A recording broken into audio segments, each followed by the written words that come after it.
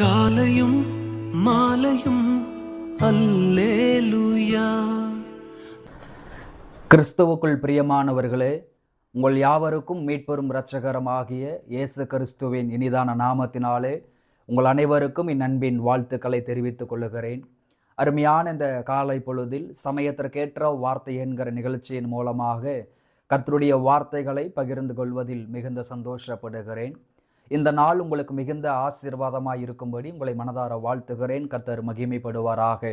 கர்த்தருக்கு ஸ்தோத்திரம். இந்த நாளிலும் கூட உங்களுக்காக ஒரு வேத வசனத்தை வாசித்து உங்களுக்காக ஜெபிக்க விரும்புகிறேன். என்னோடு கூட வேதத்தை திருப்பிக் கொள்ளுங்கள். யோவான் எழுதின சுவிசேஷம் 1 அதிகாரம் அதனுடைய 50வது வசனத்தை வாசிக்க கேட்போம். இயேசு அவனுக்கு பிரயுத்தரமாக, அத்திமரத்தின் கீழே உன்னை கண்டேன் என்று நான் உனக்கு சொன்னதனாலேயே விசுவாசிக்கிறாய், இதிலும் பெரிதானவைகளை காண்பாய். கர்த்தருக்கு ஸ்தோத்திரம். என் கண்பான தேவ பிள்ளைகளே, சமயத்திற்கேற்ற வார்த்தை என்கிற இந்த நிகழ்ச்சியிலே இந்த காலை பொழுதிலே இதிலும் பெரிதானவைகளை காண்பாய் என்கிற தலைப்பில் கர்த்தருடைய வார்த்தைகளை நாம் சிந்திக்க போகிறோம். ஆண்டவராகிய இயேசு கிறிஸ்து உலகத்தில் ஊழியம் செய்து கொண்டிருந்த நாட்களிலே நாத்தான்வேல் என்கிற ஒரு மனிதன் இயேசு கிறிஸ்துவை சந்திப்பதற்காக முதலாக வருகிறார். அப்படி வருகிற பொழுது அவன் அருகாமையில் வருவதற்கு முன்பதாகவே கபடற்ற உத்தம இஸ்ரவேலனே வா என்று சொல்லி ஆண்டவர் அவருக்கு ஒரு அழைப்பு கொடுக்கிறார். இதை கேட்ட நாத்தான்வேலுக்கு மிகுந்த ஆச்சரியம், அதிசயமாயிருந்தது. காரணம், இயேசு கிறிஸ்துவை இதுவரைக்கும் நான் நேரடியாக பார்த்ததில்லை, அவரும் என்னை பார்த்ததில்லை, நானும் அவரை பார்த்ததில்லை. ஆனால் என்னுடைய சுபாவத்தை, கபடற்ற அப்படிங்கிற வார்த்தை அவருடைய சுபாவத்தை குறிக்கிறது. என்னுடைய சுபாவத்தை பார்க்காமலேயே அவர் சொல்லுகிறார், நான் ஒரு இஸ்ரவேலன், என்னுடைய கோத்திரத்தை அவர் தெரியாமல் முன்கூட்டியாகவே அவர் சொல்லுகிறார். அத்திமரத்தின் கீழே இருந்ததை, என்னுடைய இருப்பிடத்தை அவர் முன்கூட்டியே சொல்லுகிறார். என் வாழ்க்கையினுடைய சகல காரியத்தையும் இவர் நன்றாக அறிந்திருக்கிறார். உண்மையாகவே இவர் ஒரு தேவகுமாரன் தான், இவர் இஸ்ரவேலின் ராஜாதான் என்று சொல்லி அந்த இடத்துல அறிக்கையிடுகிறார். அப்ப இந்த வார்த்தைகளை இயேசு கிறிஸ்து கேட்டபொழுது அவர் சொல்லுகிறார், உன்னை அத்திமரத்தின் கீழே இருக்கும்போதே உன்னை கண்டேன் என்று சொன்னதனாலே நீ விசுவாசிக்கிறாய். இந்த சிறிய அற்புதத்திற்காக, இந்த சிறிய அடையாளத்திற்காக, உன் பெயரை சொன்னதற்காக, உன் சுபாவத்தை சொன்னதற்காக, உன்னுடைய கோத்திரத்தை சொன்னதற்காக, அத்திமரத்தின் கீழே இருந்தாய் என்று சொன்னதற்காகவா நீ என்னை விசுவாசிக்கிறாய்? அப்படியானால் இதிலும் பெரிதானவைகளை காண்பாய், இதிலும் நீ பெரிதானவைகளை காண்பாய் என்று சொல்லி ஆண்டவர் அந்த இடத்துல தீர்க்க தரிசனமாக ஒரு வார்த்தையை சொல்லுகிறார். இந்த வார்த்தையை கேட்டுக்கொண்டிருக்கிற தேவ ஜனமே, ஒருவேளை இந்த நாத்தான்வேலை போல ஏதோ சிறிய சிறிய அற்புதங்கள், சிறிய நன்மைகளை குறித்து ஓரளவுக்கு நீங்கள் திருப்தி அடைந்திருக்கலாம். இதுவரைக்கும் என்னுடைய வாழ்க்கையில சொல்லிக் கொள்ளுகிற அளவிற்கு பெரிய அற்புதங்களை இதுவரைக்கும் ஆண்டவர் செய்ததில்லை. எனக்காக, என் குடும்பத்திற்காக, என் பிள்ளைகளுக்காக ஆண்டவர் சொல்லிக் கொள்ளுகிற அளவிற்கு ஒரு பெரிய அற்புதத்தை செய்யவில்லை. ஆனால் சிறு சிறு அற்புதங்களை ஆண்டவர் எனக்கு செய்திருக்கிறார். ஒரு சிறிய வீட்டை கட்டியிருக்கிறேன், ஒரு சிறிய இடத்தை வாங்கியிருக்கிறேன், ஒரு சின்ன வேலையை கர்த்தர் கொடுத்திருக்கிறார், ஒரு சிறிய வருமானத்தை கர்த்தர் கொடுத்திருக்கிறார், ஒரு சிறிய வியாபாரத்தை, ஒரு சிறிய தொழிலை கர்த்தர் எனக்கு தந்திருக்கிறார், ஒரு சிறிய ஊழியத்தை கர்த்தர் தந்திருக்கிறார். இப்படி ஒரு சிறிய அளவிலே ஆண்டவர் என்னை ஆசீர்வதித்து வருகிறார் அப்படின்னு சொல்லி ஒரு வேளை இந்த வார்த்தைகளை கேட்டுக்கொண்டு இருப்பீர்களானால், அன்றைக்கு நாத்தான்வேலுக்கு சொல்லப்பட்ட வார்த்தைகள் தான் இந்த பகல் வேளை உங்களுக்கும் ஆண்டவர் சொல்லுகிறார், இதிலும் பெரிதானவைகளை காண்பாய். இதுவரைக்கும் சிறு சிறு அற்புதங்களை நீங்கள் பார்த்தீங்க, சிறிய நன்மைகளை பார்த்தீங்க, அவருடைய அற்புதங்களை, அடையாளங்களை பார்த்தீங்க. இனி உங்கள் தனிப்பட்ட வாழ்க்கையிலும், உங்களுடைய குடும்ப வாழ்க்கையிலும், உங்களுடைய ஊழியத்திலும், உங்களுடைய தொழிலுக்குண்டான எல்லா காரியத்திலும் இதிலும் நீங்கள் பெரிதானவைகளை காண்பீர்கள். கர்த்தருக்கு ஸ்தோத்திரம். அப்படி ஆனால் இந்த காலை பொழுதுல எந்தெந்த காரியத்திலெல்லாம் நாம் பெரிதானவைகளை காண்போம் என்று சொல்லி ஒரு சில காரியங்களை உங்களுக்காக சொல்லி நான் ஜெபிக்க விரும்புகிறேன். என்னோடு கூட வேதத்தை திருப்பிக் கொள்ளுங்கள். ஆண்டவர் உதவி செய்வாராக. கர்த்தருக்கு ஸ்தோத்திரம். 2 ராஜாக்கள் 5ஆம் அதிகாரத்திற்கு வருவோம். 2 ராஜாக்கள், ஸ்தோத்திரம், 2 ராஜாக்கள் 5ஆம் அதிகாரத்திற்கு வருவோம். அதனுடைய 10, 11 ஆகிய வசனங்களை நாம் வாசிக்க கேட்போம். அப்பொழுது எலிசா அவனிடத்தில் ஆள் அனுப்பி, நீ போய் யோர்தானில் 7 தரம் ஸ்நானம் பண்ணு, அப்பொழுது உன் மாம்சம் மாறி நீ சுத்தமாவாய் என்று சொல்லச் சொன்னான். அதற்கு நாகமான் கடும் கோபம் கொண்டு புறப்பட்டு போய் அவன் வெளியே வந்து நின்று தன் தேவனாகி கர்த்தருடைய நாமத்தை தொழுது தன் கையினால் அந்த இடத்தை தடவி இவ்விதமாய் குஷ்டரோகத்தை நீக்கி விடுவான் என்று எனக்குள் நினைத்திருந்தேன். கர்த்தருக்கு ஸ்தோத்திரம். என் கண்பான தேவ பிள்ளைகளே, அன்றைக்கு நாத்தான்வேலை பார்த்து ஆண்டவர் சொன்னார், இதிலும் பெரிதானவைகளை காண்பாய் என்று சொல்லி. கர்த்தருக்கு ஸ்தோத்திரம். அப்ப முதலாவதாக அவர் செய்கிற பெரிய காரியம் எப்படிப்பட்ட காரியம் என்று சொன்னால், ஸ்தோத்திரம், நினைப்பதற்கும் மேலாக பெரிய காரியங்களை காண்பீர்கள். உங்கள் சிந்தையில், உங்கள் இருதயத்தில், உங்கள் வாழ்க்கையில், உங்கள் குடும்பத்தில், உங்கள் பிரயாசத்தில், உங்கள் ஊழியத்தில் இதெல்லாம் நடக்க வேண்டும், இவைகளெல்லாம் செய்ய வேண்டும் என்று எவைகளை நீங்கள் நினைத்து கொண்டிருக்கிறீர்களோ, நீங்கள் நினைப்பதை விட அந்த காரியத்தில் பெரிய காரியங்களை நீங்கள் காண்பீர்கள். கர்த்தருக்கு ஸ்தோத்திரம். சீரிய படைத்தலைவனாய் இருந்த நாகமான் என்கிற ஒரு மனிதன் இருந்தார். அவருக்கு ஸ்தோத்திரம், ஒரு குஷ்டரோக வியாதி அவருக்குள் இருந்தது. இப்ப அந்த வீட்டிலே வேலைக்காரியா இருக்கக்கூடிய ஒரு அடிமை பெண் சொல்லுகிறாள், இவர் போய் தீர்க்கதரிசி சந்தித்து ஜெபிப்பாரானால் அவர் நிச்சயமாக அந்த நோய்களை சுகமாக்குவார், இவருடைய குஷ்டரோகம் நீங்கும் என்று சொல்லி அந்த நாகமான் வீட்டில் வேலை செய்த அடிமை பெண் மூலமாக தீர்க்கதரிசி கேள்விப்பட்டு நாகமான் முதலாக எலிசாவை சந்திப்பதற்காக வருகிறார். ஸ்தோத்திரம். காணிக்கைகளை எடுத்துக்கொண்டு, பொருளைகளை எடுத்துக்கொண்டு தீர்க்கதரிசி சந்திக்க வருகிறார். அந்த தீர்க்கதரிசி சந்திப்பதற்கு வருவதற்கு கொஞ்ச நேரத்திற்கு முன்பதாகவே தீர்க்கதரிசி தன்னுடைய ஊழியக்காரனை அனுப்பி, நீ என்னை சந்திக்க வர வேண்டாம், நீ புறப்பட்டு போய் யோர்தானிலே 7 தரம் மூழ்கி எழும்பினால் உன் குஷ்டரோகம் நீங்கும் என்று சொல்லி எலிசா வார்த்தையை சொல்லுகிறார். தீர்க்கதரிசி தேவ மனுஷன் இந்த வார்த்தையை சொல்லுகிறார். இந்த வார்த்தையை கேள்விப்பட்ட உடனே நாகமானுக்கு ஒரு பெரிய கோபம் உண்டாயிற்று. அதாவது, நான் ஒரு சீரிய படைத்தலைவனாய் இருக்கிறேன், எனக்கு கீழ் பல பேர் வேலை செய்கிறாங்க, நல்ல அதிகாரத்தில் இருக்கிறேன், நல்ல உத்தியோகத்தில் இருக்கிறேன், பெரும் செல்வந்தனாய் இருக்கிறேன், என்னை கூப்பிட்டு ஸ்தோத்திரம் தன் தேவனை தொழுது கொண்டு என்னை தடவி என்னை சுகமாக்குவார் என்று நினைத்திருந்தேன், என்னை தடவி என்னை குணமாக்குவார் என்று நினைத்திருந்தேன், என்னை தடவி ஸ்தோத்திரம் என்னுடைய குஷ்டரோகத்தை நீக்குவார் என்று எனக்குள் நினைத்திருந்தேன் என்று சொல்லி அவர் ஓபன் ஸ்டேட்மெண்ட் ஒரு வார்த்தை சொல்லுகிறார். அப்ப அங்கிருந்து புறப்பட்டு வரும் பொழுது நாகமானுக்குள்ள இருந்த ஒரு சிந்தனை என்னவென்று சொன்னால், என்னுடைய சரீரத்தில் எந்த இடத்தில் குஷ்டரோகம் இருக்கிறதோ அந்த இடத்துல தீர்க்கதரிசி தடவி அந்த குஷ்டரோகத்தை சுகமாக்குவார் என்று எண்ணியிருந்தார். அது நடக்காததுனால நாகமானுக்கு பெரிய கோபம் உண்டாயிற்று. கர்த்தருக்கு ஸ்தோத்திரம். அன்றைக்கு தீர்க்கதரிசி நாகமானை ஒரு பொருட்டாகவே எடுத்துக்கொள்ளவில்லை. இன்றைக்கெல்லாம் ஸ்தோத்திரம், அரசாங்கத்திலும் சரி, அரசியல் வாழ்க்கையிலும் சரி, பல பேரை பலிபிடத்தில் ஏற்றி காரியங்களை நடப்பிக்கிறாங்க. ஆனால் அன்றைக்கு தேவ மனிதன் மிக உறுதியாக இருந்தார். அவன் படைத்தலைவனாக இருக்கலாம், பெரிய பொறுப்புல உத்தியோகத்தில் இருக்கலாம்.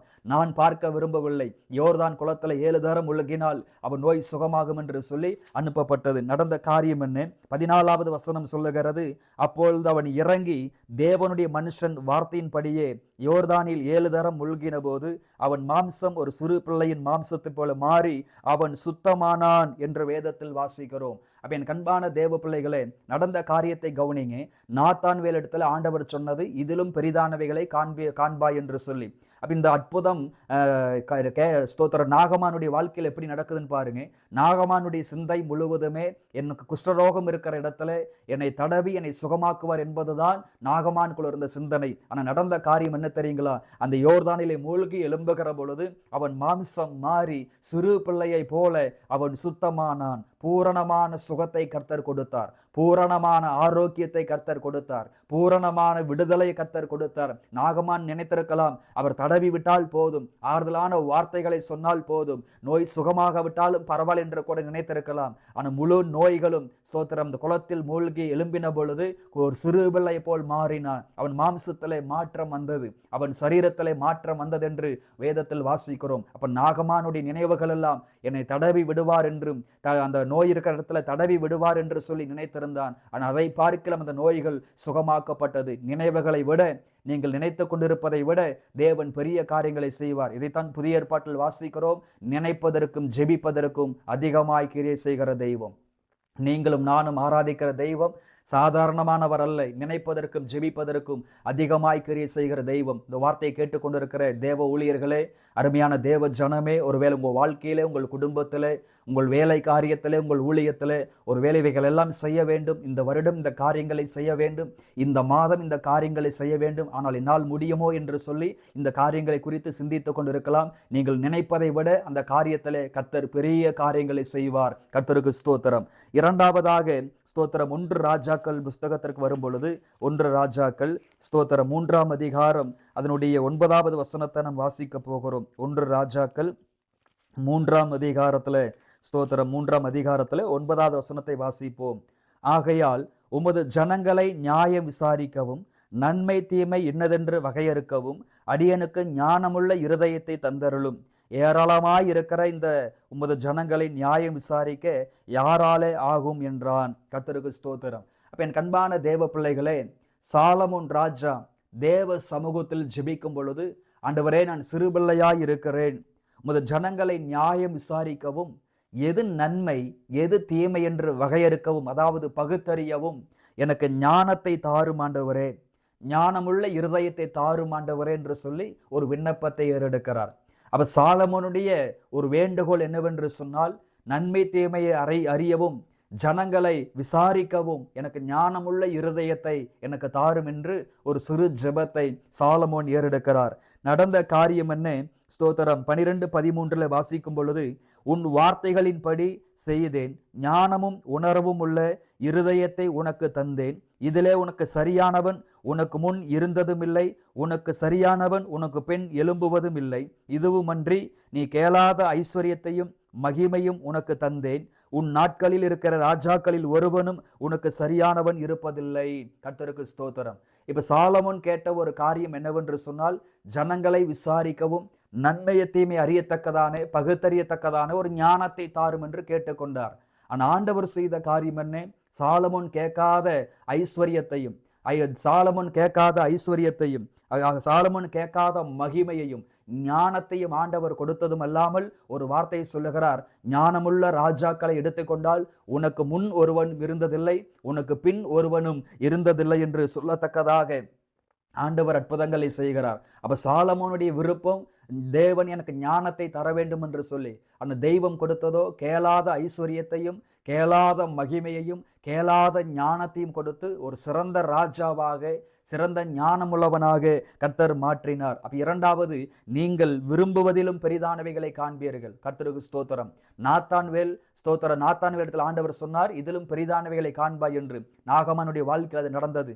நினைவுகளை விட பெரிய காரியங்களை செய்கிறவர். தடவி விட்டால் போதும் என்று நினைத்தார், ஆனால் பூரண சுகத்தை கர்த்தர் கொடுத்தார். இங்க சாலமோன் விரும்புகிற ஒரு காரியம், எனக்கு ஞானத்தை கர்த்தர் தர வேண்டும் என்று. ஆனால் ஞானத்தை மட்டுமல்ல, கேளாத ஐஸ்வர்யத்தையும் கேளாத மகிமையும் ஆண்டவர் கொடுத்தார். விரும்புவதை பார்க்கிலும் கர்த்தர் பெரிய காரியங்களை செய்தார். இந்த வார்த்தையை கேட்டுக்கொண்டிருக்கிற தேவ ஜனமே, இந்த பகல் பொழுதிலே ஏதோ ஒரு சில காரியங்களை விரும்புகிறாயா? உங்கள் வீட்டிலே உங்கள் குடும்பத்திலே ஏதோ ஒரு காரியம் நடக்க வேண்டும் என்று உங்கள் மன விருப்பம் நிறைவேறாமல் இருக்கிறதா? உங்கள் பிள்ளைகளை குறித்த மன விருப்பங்கள் நிறைவேறாமல் இருக்கிறதா? சங்கீதத்தில் 20ஆம் அதிகாரத்தில் வாசிக்கிறோம், அவர் மன விருப்பத்தின்படி நிறைவேற்றுகிற தெய்வம், மன விருப்பங்களை நிறைவேற்றுகிற ஒரு தெய்வமாய் இருக்கிறார். கர்த்தருக்கு ஸ்தோத்திரம். இந்த காலை பொழுதிலே உங்கள் மன விருப்பங்களை ஆண்டவர் நிறைவேற்றுவாராக. உங்கள் ஊழியத்திலே கர்த்தர் மன விருப்பங்களை நிறைவேற்றுவாராக. உங்கள் குடும்ப வாழ்க்கையிலே கர்த்தர் மன விருப்பங்களை நிறைவேற்றுவாராக. உங்கள் தொழில் காரியத்திலே கர்த்தர் மன விருப்பங்களை நிறைவேற்றுவாராக. நீங்கள் விரும்புவதை பார்க்கிலும் கர்த்தர் பெரிய காரியங்களை செய்வாராக. சாலமோனுடைய மன விருப்பம் ஞானம் மாத்திரம் போதும். ஆனால் கர்த்தரோ ஐஸ்வர்யத்தையும் மகிமையையும் ஞானத்தையும் கொடுத்து அவனை உயர்த்தினது போல நீங்கள் விரும்புகிறதை பார்க்கிலும் கர்த்தர் பெரிய காரியங்களை செய்வார். கர்த்தருக்கு ஸ்தோத்திரம். மூன்றாவதாக 2 ராஜாக்கள் 8ஆம் அதிகாரத்திற்கு வருகிற பொழுது அதில் 3 முதல் 6 வரை நீங்கள் வாசிக்கும் பொழுது அங்கு ஒரு காரியத்தை புரிந்து கொள்ளலாம். அதில் 6வது வசனம் சொல்லுகிறது, ராஜா அந்த ஸ்திரியை கேட்டதற்கு அவள் அதை அவனுக்கு விவரித்து சொன்னாள். அப்பொழுது ராஜா அவளுக்கு ஒரு பிரதானியை நியமித்து அவளுக்கு உண்டானது எல்லாவற்றையும் அவள் தேசத்தை விட்டு போன நாள் முதல் இதுவரைக்கும் உண்டான அந்த வயலின் வருமானம் அனைத்தையும் அவளுக்கு கிடைக்கும்படி செய் என்றான். கர்த்தருக்கு ஸ்தோத்திரம். இந்த 2 ராஜாக்கள் 8ஆம் அதிகாரத்தில் பார்த்தீங்கன்னா, எலிசா உயிரோட ஒரு பிள்ளையை எழுப்பினார். அந்த பிள்ளையினுடைய தாயை பார்த்து எலிசா ஒரு வார்த்தை சொல்லியிருந்தார், இனி பஞ்சகாலம் வரப்போகிறது, நீ போய் ஏதாவது ஒரு தேசத்தில் பிழைத்துக்கொள் என்று ஒரு வார்த்தையை சொல்லி அனுப்பினார். அப்போ இந்த தாயார் வேறொரு அந்நிய தேசத்தில் போய் 7 வருடம் பிழைப்பை நடத்துகிறாங்க. 7 வருஷம் தன்னுடைய நாட்டை விட்டு தன்னுடைய தேசத்தை விட்டு ஊழியக்காரனுடைய வார்த்தையை ஏற்றுக்கொண்டு வேறொரு தேசத்தில் போய் 7 ஆண்டுகள் அவங்க வாழ்க்கையை நடத்துகிறாங்க. அப்படி வாழ்க்கையை நடத்தி விட்டு 3வது வசனம் சொல்லுகிறது, 2 ராஜாக்கள் 8ஆம் அதிகாரம் 3, 7 வருஷம் சென்ற பின்பு அவள் பெலிஸ்தரின் தேசத்தை விட்டு திரும்ப வந்து தன் வீட்டுக்காகவும் தன் வயலுக்காகவும் ராஜாவின் இடத்தில் முறையிடும்படி போனாள். கர்த்தருக்கு ஸ்தோத்திரம்.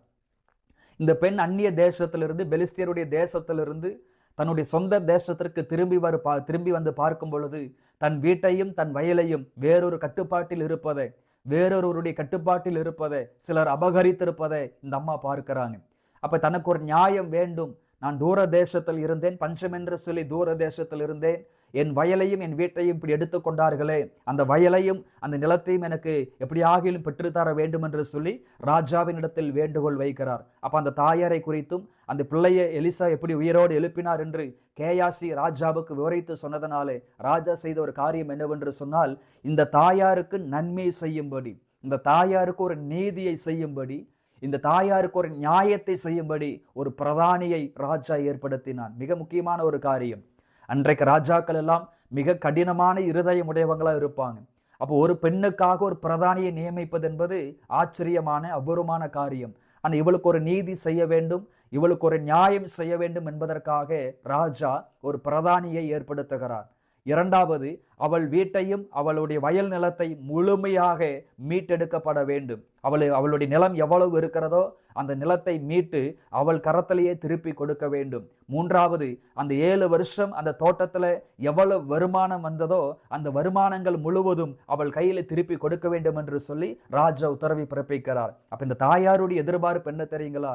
அந்த தோட்டத்தையும் அந்த வீட்டையும் மீட்டு கொடுத்தால் போதும் என்று சொல்லிதான் ராஜாவின் இடத்தில் வந்தாங்க. ஆனால் ராஜாவோ பிரதானியை நியமிக்கிறார், வயலை திருப்பி கொடுக்க சொல்லுகிறார், அந்த 7 வருடத்திற்குண்டான வருமானத்தையும் திருப்பி கொடுக்க சொல்லுகிறார். எதிர்பார்ப்பதை பார்க்கிலும் பெரிய காரியங்களை செய்கிற தெய்வம். இது நடந்தால் போதும், இந்த காரியம் மாத்திரம் நடந்தால் போதும், இந்த ஒரு நிலத்தை வாங்கினால் போதும், அல்லது ஒரு வீட்டை கட்டினால் போதும், ஒரு சின்ன வேலை கிடைத்தால் போதும், ஒரு சிறிய வருமானம் கிடைத்தால் போதும், ஒரு சிறிய ஊழியம் கிடைத்தால் போதும் என்று சொல்லி ஏதோ ஒரு சிறிய எதிர்பார்ப்போடு இந்த வார்த்தைகளை கேட்டுக்கொண்டிருக்கலாம். எதிர்பார்ப்பதை பார்க்கிலும் கர்த்தர் பெரிய காரியங்களை செய்வார். நீங்களும் நானும் ஆராதிக்கிற தெய்வம் ஜீவனுள்ள தெய்வமாயிருக்கிறார். அன்றைக்கு நாத்தான் வேலை பார்த்து சொன்னார், இதிலும் பெரிதானவைகளை காண்பாய் என்று சொல்லி. நாகமானுக்கு நினைவுகளை பார்க்கிலும் பெரிய காரியங்களை செய்தார். சாலமோனுக்கு விருப்பத்தை பார்க்கிலும் பெரிய காரியங்களை செய்தார். இந்த வேதத்தில் சொல்லப்பட்ட இந்த ஸ்திரீக்கு ஸ்தோத்திர எதிர்பார்ப்புகளை பார்க்கிலும் கர்த்தர் பெரிய காரியங்களை செய்தார். இந்த வார்த்தைகளை கேட்டுக்கொண்டிருக்கிற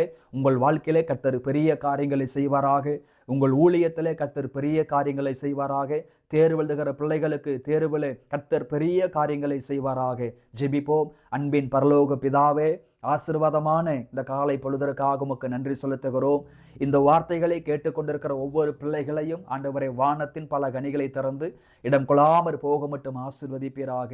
அப்ப இதிலும் பெரிதானவைகளை காண்பாய் என்கிற வார்த்தை கேட்பேன். அன்றைக்கு நாத்தான்வேலுக்கு நினைவுகளை பார்க்கிலும் நினைத்ததை விட பெரிய காரியங்களை செய்தீரப்பா.